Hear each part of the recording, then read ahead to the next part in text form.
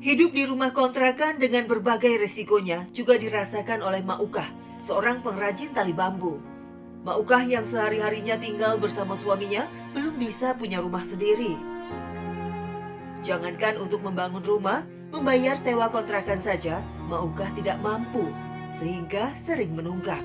Ukah, ira bayar kontrakan ka ibu, terus 5 bulan, udah cas mayan, ukah lah. Acan ayah Bu Haji di tempo atuh Bu Haji teh sante Itu biasa ratus anu ngadepean, bumi na oge, enying badeng kali ka dia. terus atuh abi bade angkat Bu Haji teh Oh ya, ukah kena angkat, atau ya nama. mangga Ya, engalahnya, uman.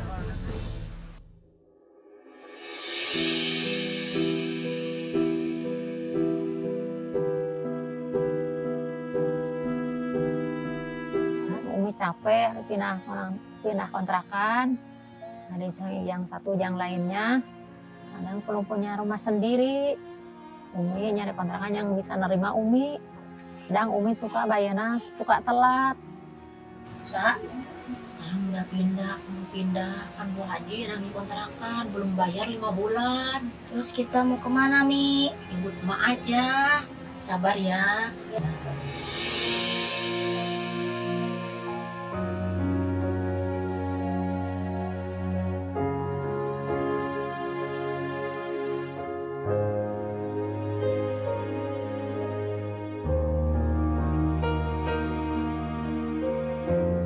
Akibat diusir dari kontrakan, Mak Ukah bahkan pernah luntang-lantung di jalanan tanpa tempat berteduh. Sekarang kita mau kemana? Udah jalan jauh. Jalan dulu, penting jalan dulu.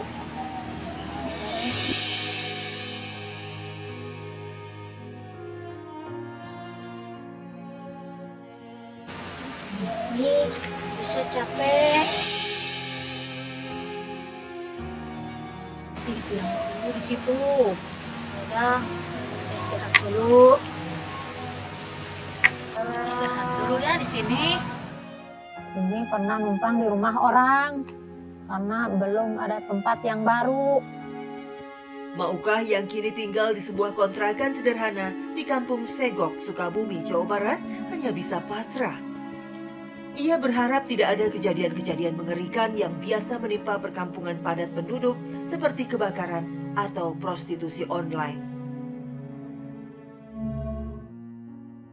Bersabar, itu yang dilakukan Mak Ukah dalam mengarungi beratnya kehidupan ini.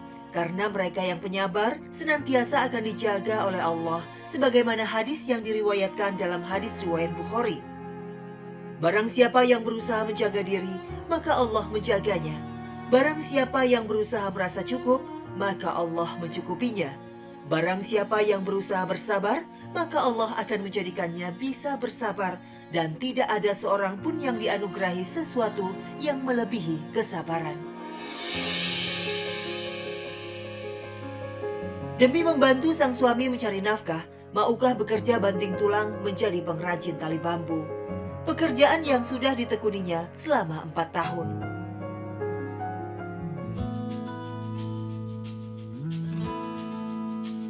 Bahan utama tali bambu berupa pohon bambu yang dikumpulkan sendiri oleh Mak Ukah di hutan atau kebun di sekitar kampungnya. Kadang sang cucu ikut membantu kalau sedang libur sekolah. Tidak sembarang bambu cocok dibuat tali bambu. Karenanya, Mak Ukah harus memilih dulu pohon bambu yang usianya 1 hingga 2 tahun.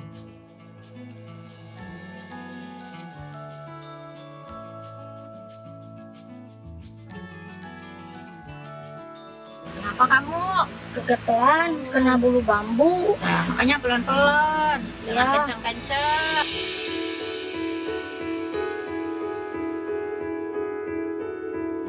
Umi kan ke kebun numpang sendiri.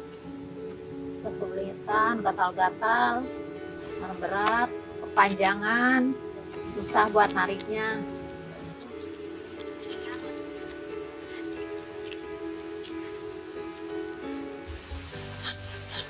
Tidak setiap hari Mak Ukah punya modal untuk mendapatkan batang bambu langsung dari pohonnya. Kalau modal tak ada, Mak Ukah biasanya terpaksa memulung limbah bambu seadanya. Nih biar Isa aja yang angkat.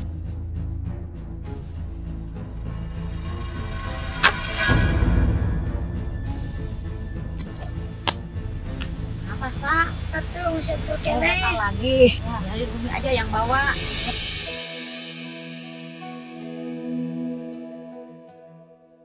Potongan bambu itu lantas Mak bawa pulang.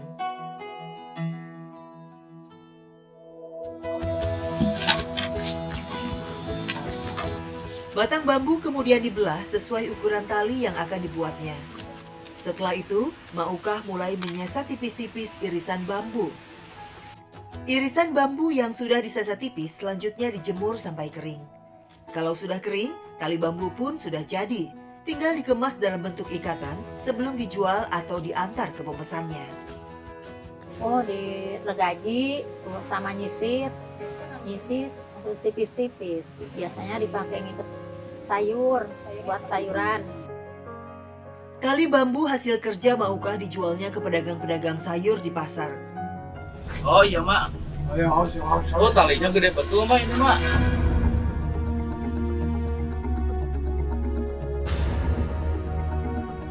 Mak bisa kok bikinnya. Ini masih basah mak. Ah mak masih.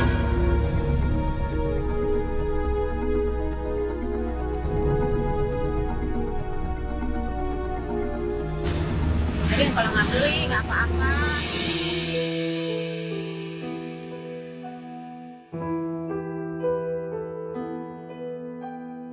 Setiap satu ikat dijual Mak Ukah seharga Rp5.000. Meski tali bambu banyak dibutuhkan pedagang sayur untuk mengikat sayuran, bukan berarti kerajinan tangan Mak Ukah gampang terjual. Gak semua orang pakai tali bambu dan pakai tali rapia. Kalau Umi nawarin tukang sayur, ada aja yang nolak. Tali Umi kurang bagus, ketebelan. Mak Ukah tidak putus asa. Setiap penjual sayur di pasar didatanginya untuk menawarkan tali bambunya.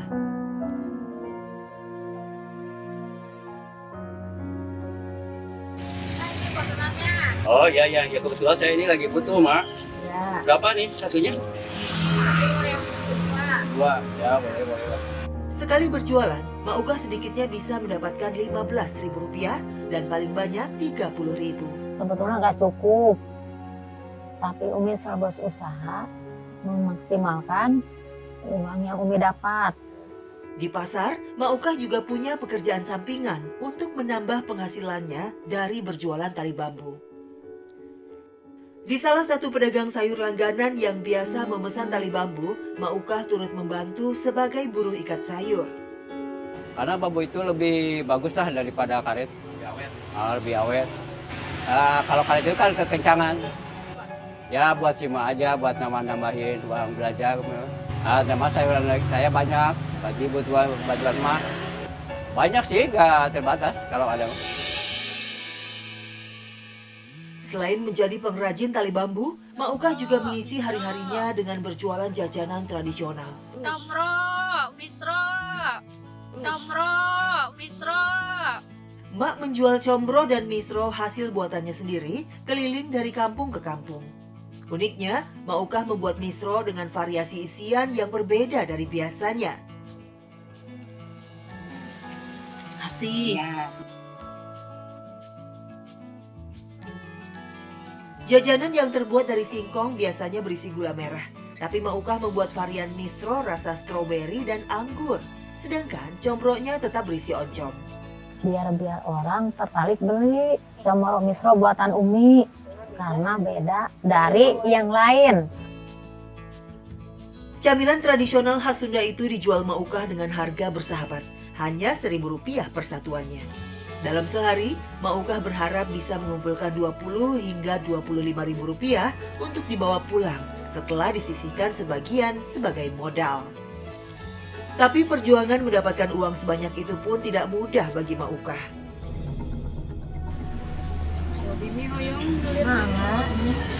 Mi, gimana tutung? Tuh, tingali.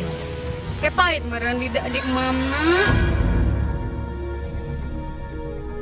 Ma meser amal jadi. Apa-apa neng nggak jadi neng.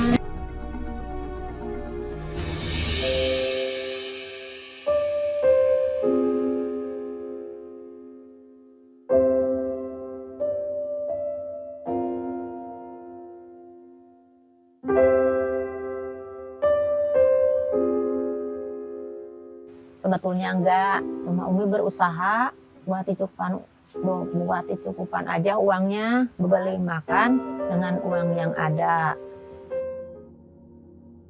Bekerja keras dan membuat tali bambu, berdagang ke pasar, berjualan combro dan misro, tentu saja membuat fisik Maukah yang sudah berusia 61 tahun itu cukup kepayahan. Apalagi Maukah juga punya riwayat penyakit lambung yang sering kumat saat ia kelelahan dalam kondisi perut kosong, lantaran belum punya uang untuk makan. Umi punya penyakit lambung, udah lama, udah 4 tahun.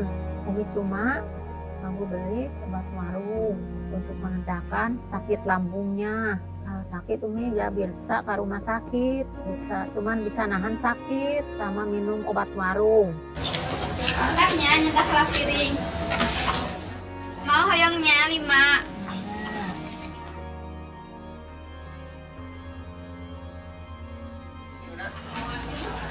Ya Cisna.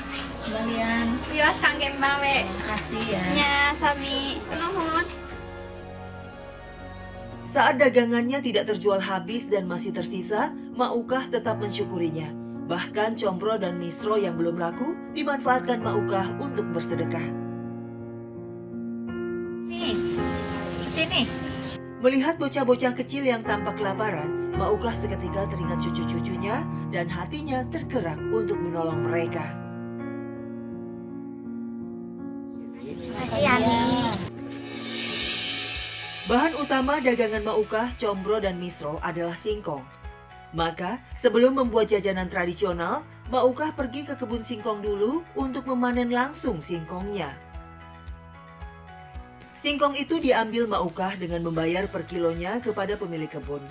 Selain singkong, Maukah juga membutuhkan kelapa, selai, oncom, garam, dan minyak goreng sebagai bahan pembuatan combro dan misro. Dengan bahan-bahan yang sudah tersedia lengkap, Maukah mulai mengolah singkong. Semua singkong dikupas dulu oleh emak.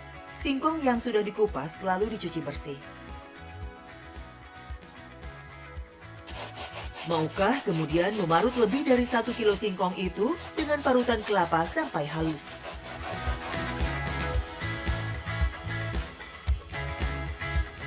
Parutan singkong yang ada di dalam wadah selanjutnya dicampur dengan parutan kelapa dan garam.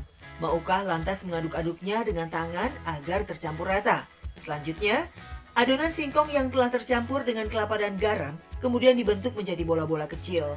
Ke dalam tiap bola itu, Maukah memasukkan selai secukupnya sebagai varian pengganti isian gula merah. Langkah berikutnya, Maukah tinggal memanaskan penggorengan. Adonan bola-bola misro digoreng dalam minyak panas hingga warnanya berubah kecoklatan dan kulit luarnya mengering baru diangkat.